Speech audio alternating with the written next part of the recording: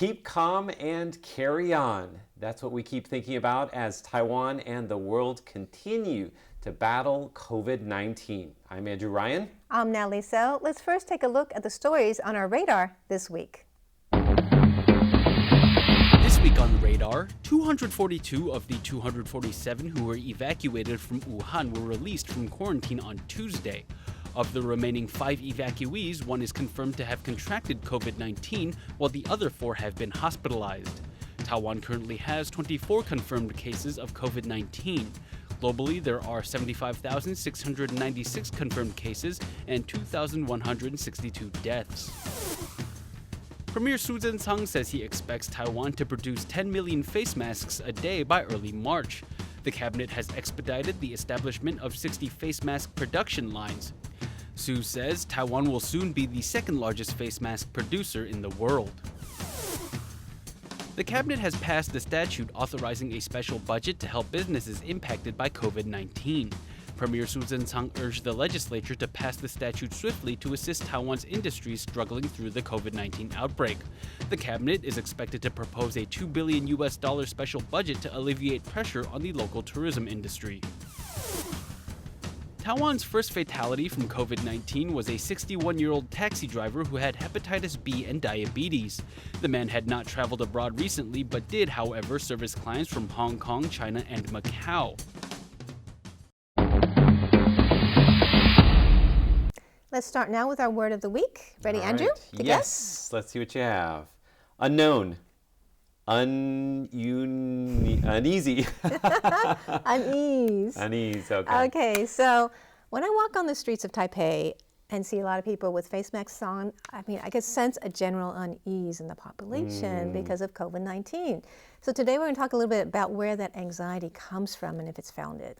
Excellent. Yes. All right, you ready for my word? Mm-hmm. Have a little look-see.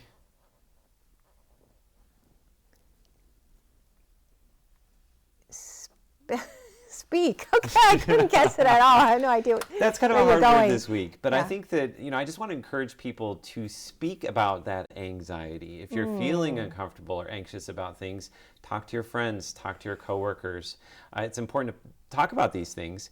The other reason why I wanted to use this is because Friday, February 21st is International Mother Language Day. Oh, that's right. Yes, and Taiwan is home to many, many indigenous languages, Austronesian languages, mother tongues, and we're going to be talking about those in today's Taiwan by Number. So that's why I chose the word speak. Great. Let's put these up on the shelf. All right. Also today, do you know where this is? These 2 women dressed in kimonos are eating ramen and enjoying the cherry blossoms, which are in full bloom right now. This looks like Japan, but it's actually somewhere in Taiwan. So where in Taiwan is that? We'll have the answer for you at the end of our show. This week in Taiwan, we saw our first fatality case from COVID-19.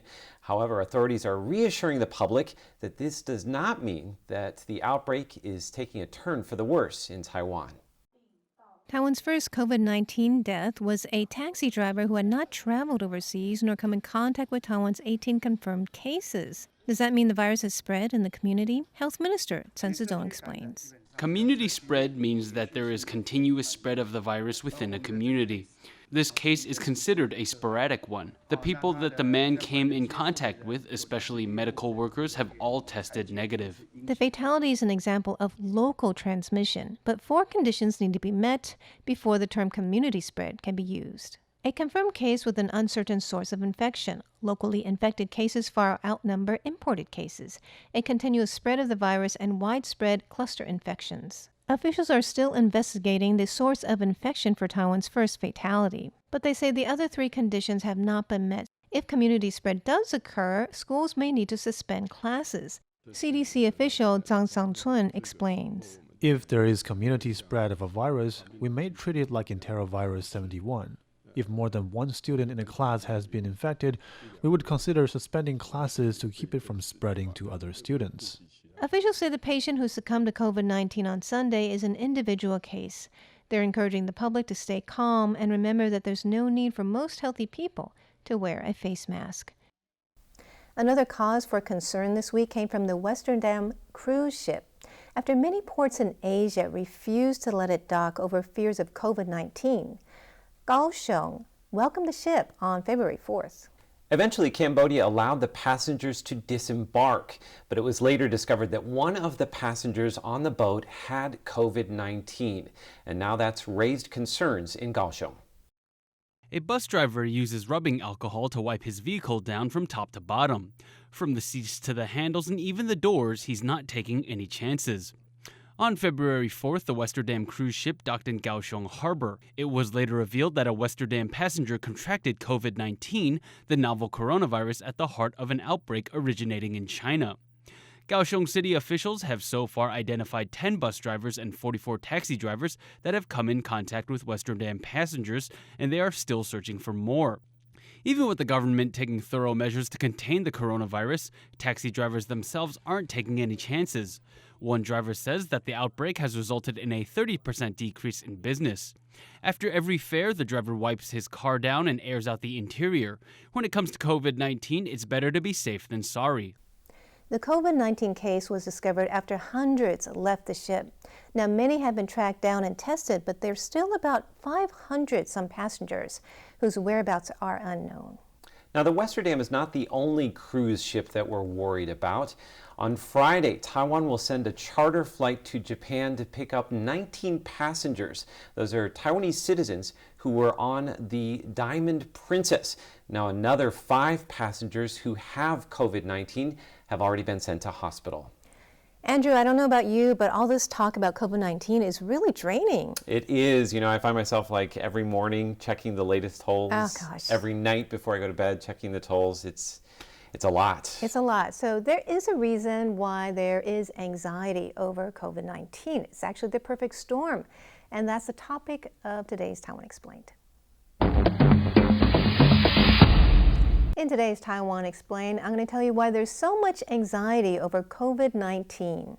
All right, Nally, we have a minute on the clock. You ready? Yes. All right, go.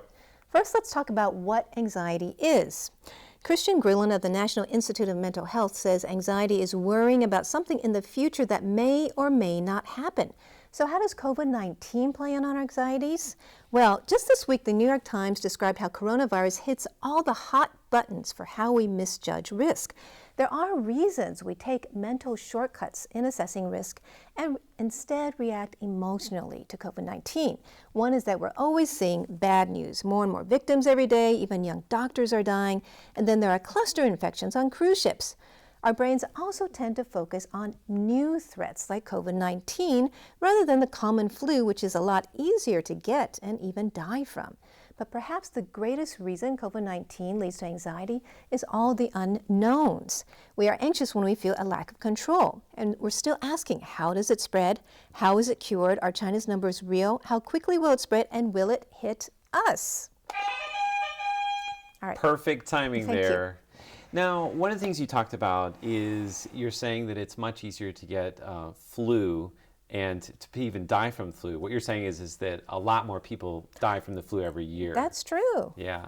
But there is still a concern about COVID-19, right? Right. I mean, we should be concerned, and especially the government should be concerned, and they are working to contain it. It's not like we shouldn't be concerned, but I think there's a lot more anxiety than is due. For example, we have about 24 cases. That's like 1 in a million. Okay. So even though the fatality rate is much higher than flu, the chance of us getting COVID-19 is relatively minimal. Right. So what about the average person? Should we worry about it? Well, I think we should stay informed, but not worry about it. Okay. Do what we can do. But if it's a 1 in a million right now, if we're in Wuhan, I would be more worried than now. Of course. But Or if you had a Taiwan, family member, or if you had a kind of a history of travel that went to a place where the outbreak is right. more intense. Yeah. I don't think we need to obsess and be so uptight about it, as I see a lot of people seem to be quite anxious. And that's why people are hoarding things, right? Right. Medical supplies. So the most important thing is just keep washing your hands and keep talking about it. Keep your eye on the news, but don't watch it all the time. Right? Yes. All right. Thanks, Natalie, and that's today's Taiwan Explained. This week on Who in Taiwan, our mystery person is a friend of Taiwan. Is it us? We are all friends of Taiwan, but this is a particular friend, a good friend of Taiwan. Okay. And on buzzer number 1 is Andrew. Buzzer number 2 is Leslie. All right, you guys ready? You have 60 seconds to guess who this person is. All right. This person graduated from Princeton University and Harvard Law School, was born in Canada. This person said, standing up to communist oppression and bullying is the essence of Taiwan's very existence. This person met with President Tsai during her stopover in Houston. This person wrote a letter urging Nancy Pelosi to invite, yes. Is it Ted Cruz? That's right. Oh, I was going to say Marco Rubio. Good job. They're both You're friends welcome. of Taiwan. Let me tell you about him. Okay, he asked Nancy Pelosi to invite President Tsai to speak to the U.S. Congress. And he was the first U.S. Senator to attend Taiwan's National Day in 35 years last year. And just last week, he proposed a new bill called the SOS Act for Taiwan. It's called the Symbols of Sovereignty Act. And he proposed it in the Senate. And basically, it would allow diplomats, Taiwan diplomats and servicemen to wear, to use the flag and wear the flag and emblems. So basically, he's trying to reverse the Obama administration's policy that was formalized in a confidential 2015 memo that prohibited the display of the Taiwanese flag. Oh, wow. Because the Beijing had asked them to do that. So he's trying to reverse that, and he has proposed this. And you know what's interesting about him, too? He's the first Hispanic American to serve as a U.S. Senator from Texas. He was also the runner-up to the Republican nomination. So he was behind Trump. He had won 12 states and 34%. I mean, what if he was president? Wouldn't it be good for Taiwan if he for Taiwan it would be He's a pretty friend of good. Taiwan, so Yeah, he he could be really pretty loves friendly. Taiwan. So anyways, I thought it'd be nice to highlight him. All Get right. to know this guy. That's an excellent Who in Taiwan. I didn't get it. Yep. But you So, did. good job. That is our Who in Taiwan for the week. February 21st is International Mother Language Day. So in honor of that, I want to talk about some of Taiwan's indigenous languages, many of which are endangered. Now, to begin with, there are 16 officially recognized tribes of indigenous people in Taiwan. How many can you name? Not too many. Name a couple. This is not a real question. Atayal, Atayal, yeah. Ame, Amis, yeah. Amis. I'm sorry. Keep going, Natalie. Oh my You got any gosh, more? Apunong, Punun, you're doing good. and Leslie, come oh on. gosh. Huyuma? Nicely That's done. right. I take credit for that because I go there often. There you go. Well, I want to show you a map. This is the Austronesian language family. Now, there are many Austronesian languages which spread across the Pacific, from Hawaii to the Philippines, Indonesia, Malaysia, New Zealand, all the way to the east coast of Africa, to Madagascar. And of course, Taiwan is also on this map. You'll see at the top of the map there, that's Taiwan. And many people say that the Austronesian languages spread from Taiwan to the rest of the world. Wow. That's pretty exciting. Yes. So my first question for you, what percentage of the world's population speaks an Austronesian language? Silence fills the studio. Okay, I'll say 10%. 10%, okay. If we're going by like geography, divided by 15? 15%, okay. Those are two very interesting guesses. Way off then. We're going to have the answer for you in just a moment. But first, I want to play a short video featuring some of Taiwan's indigenous languages just in time for International Mother Language Day. Have a look. 你好，老家苏啦，你好，米生，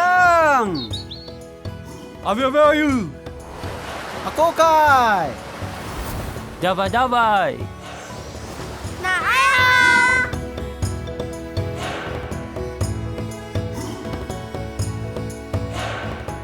全民响应世界母语日，一起留住族语的好。 Isn't that great? Now you know how to say hello in some of Taiwan's indigenous languages. Now, before the video, I asked you what percentage of the world's population speaks an Austronesian language. Now, Natalie, you said 10%. Leslie 15. said 15%. Now, let's have a look at the answer. 5%. 5%, yes. Right. So it may seem like a very small number, but that's actually 386 million people. That's a lot of people. Yeah, that is a lot of people, more than a handful. Now, I want to talk today about one of Taiwan's smallest languages. In other words, has one of the fewest numbers of people speaking that language, and that is from the tribe called Hla'alua. I've never heard of that tribe. Can you say it? Hla'alua. Hla'alua. Hla'alua. Hla'alua. So I want to tell you, as of January, this tribe had 408 people. Now, I want to ask you, how many speakers of Hla'alua are there left in the world? 408. Are we assuming all of them can speak their native language? We don't know. It'd take a wild guess. let's say 5,000. Wait. Maybe aren't there people outside Taiwan who speak this? Okay, No? interesting answer. 5,000, and you say? I'm going to say 408. 400. You think all the people in the tribe speak it? Yeah. Wow, you guys are very optimistic. Let's have a look at the answer. Less than 10. Less than 10. Less than serious? 10. So now I have to that's tell you, I did terrible. say this was an endangered language. It is endangered. So you can assume that even the Hla'alua people don't necessarily speak that language. Oh, no. So there's only a handful of people that speak it. Now, in that last picture, I don't know if you saw me in the background there. There's a No. picture of me in the background there. Now, I did go and interview them for a TV show for public television service here in Taiwan. We drove up to their village. I want to show you a picture of our car driving up into the mountains. It's a How fancy fun. car. It was How fun, and you fun. can see it's really beautiful there. It does look beautiful. Actually, this is one of the areas that was destroyed in a major natural disaster about 10 years or so ago, and they have actually since rebuilt their village. Now, also while I was there, I did learn some of their language. I want to show you a picture of that. That is an elder there, and he's actually helping me remember how to say a word. He's writing it on my hand.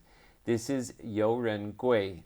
So he's actually one of the people that still speaks this language. Now, in honor of International Mother Language Day, I think it's only appropriate for us to play some of the Hla'alua language so that people can hear it. That's our way of honoring this language and helping to preserve it. So let's play a clip of that. Tan Malatangơ Clipping Miao Gari Hla'alua Na Uraisa tumatu turukia. Nga Raisa Tumatu Tuturu Ihlau Angasimaini miaurusu. Tamu utatusa, tamu watlaina, takati tisikia aratasia. You know, Natalie, I've seen this movie before. The plot twist is Andrew is one of the last 10 people that can speak Hla'alua. I assure you that I do not speak it. However, I will tell you the word that I had written on my hand was Uraisa. What does that mean? It means thank you. Uraisa. Raisa. Raisa. Uraisa. You still remember all this. It's great, Wow. Andrew. Well, actually, I had to go back and look at my photograph of my hand to remember what was on there. Now, I do want to say that it's great that they are actually making effort to preserve this language, and there are a couple of young people who are learning it and passing it along. Now, finally today, I want to show you a map once again of all 16 main languages in Taiwan. Let's have a look at this map. So these are the 16 main languages. This doesn't include the dialects, and of course there are many languages that have already gone extinct. There's about 11 that are already no longer in existence, no longer spoken in Taiwan. Of the remaining 16 indigenous languages, Austronesian languages in Taiwan, how many of them are considered endangered? Oof. 5? Okay, 5. 12. 12. Okay, that's a great guess. Let's have a look at the answer. 7. Oh, wow, 7, yeah. So 7 of them are endangered. Now, I should say that all of them are considered vulnerable. So that means that not everyone in the tribe speaks the language. Of the 7 that are endangered, 5 are critically endangered. This is according to UNESCO. And that means that only a handful of older people, like grandparents, speak it, and many of the rest of the people in the tribe may not even understand it. Oh, You that's know. too bad. Yes, so if you get the chance, go and learn some native languages, some mother languages, and you can also help to preserve and pass those languages on for another generation. This week on #Taiwan, I want to talk about how Taiwan has been fending off the COVID-19 virus. Now, I'm not talking about quarantine measures or travel restrictions. I'm actually talking about this news article that's been circulating around the internet. Now, in it, the article says Taiwan has been employing the use of cute mascots to spread correct information about COVID-19.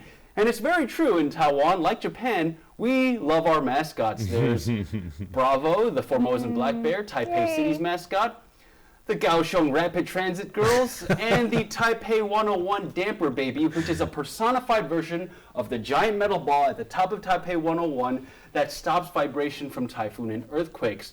And Taiwan doesn't just love Taiwanese mascots, we love mascots from other countries like Hello Kitty. And oh boy, does Taiwan love Hello Kitty. That's true. Anyway, where does COVID-19 come in all of this? Well, the Health and Welfare Ministry is the one spearheading this campaign against COVID-19. And in order to fight misinformation, they've been resorting to maybe traditional methods like television ads or radio ads.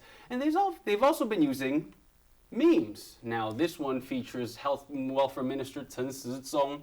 But you know what? They've gotten smart lately. They've been using one of the internet's chief amendments, which is if you want to get people's attentions, you better use a dog.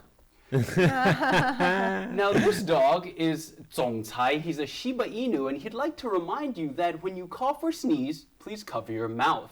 Now, Zongcai is a very interesting name for this dog because in Chinese, Zongcai might mean chairman or director general or president or any high corporate office. Cai is what we call a Shiba Inu or the breed of the dog.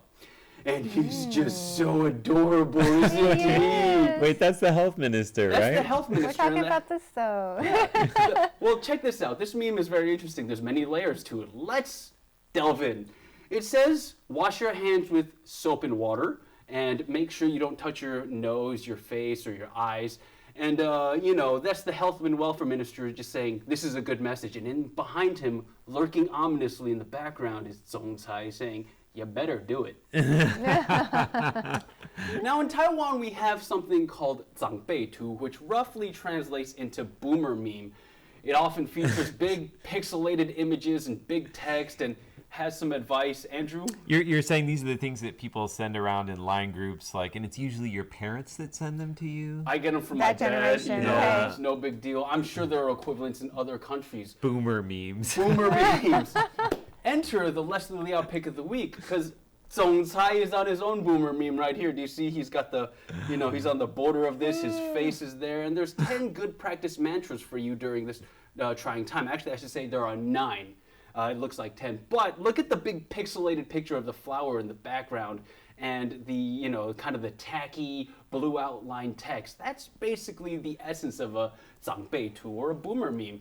And let's delve into the 9 sayings, the good practice sayings that they have. All right, number 1, thank first-line medical professionals. Thank you. Number 2, don't spread misinformation. Number 3, remember, no one wants to get sick, or in this case, get sick willingly. Number 4, do not be prejudiced against the ill. That's good. Number 5, do not antagonize. Number 6, leave alcohol wipes to those who need them. And in the same vein, number 7, leave face masks to those who need them. Number 8, wash your hands with soap. And number 9, avoid touching the eyes, mouth, and nose. Now, this is just one of so many memes featuring this adorable dog right here. And if you want to know more, I'll leave a link to the Health and Welfare Ministry's Facebook fan page where you can find so much more. I bet there's even more since I wrote this. Great PSA from him, right? All we need to know, basically, He's just so for adorable. I COVID-19. love dogs. So Great. cute. Oh, we love dogs and cats and everything. All right, well, that is our #Taiwan for the week. And finally today, where in Taiwan? Now at the top of the show, we showed you a photo and asked if you knew where it was. Let's take one more look at that photo. We said earlier that these women in kimonos eating ramen and enjoying the cherry blossoms are not in Japan. They're somewhere in Taiwan. Where in Taiwan is this? Well, let's take a look at this report. Guess where this is? It's not Japan. It's Taiwan's Awanda National Forest. Yes, you can wear a kimono and eat ramen noodles in Taiwan. She says, I love eating ramen noodles amidst all these cherry blossoms. It's just like going to Japan, she says. It's rare to see so many cherry blossoms. Now is the time to go to Awanda National Forest in Nantou. About 80% of the 5,000-some cherry blossoms there are in bloom. Forest official Huang Ruiqi says they'll be in bloom until the end of February. The Yae, Fuji, and Yoshino cherry blossoms will continue to blossom. We hope you enjoyed this inside look at Taiwan this week. Be sure to connect with us on social media. Yes, we would love to hear from you. Leave a comment below. For Taiwan Insider, I am Natalie So. I'm Leslie Liao. And I'm Andrew Ryan. See you next week.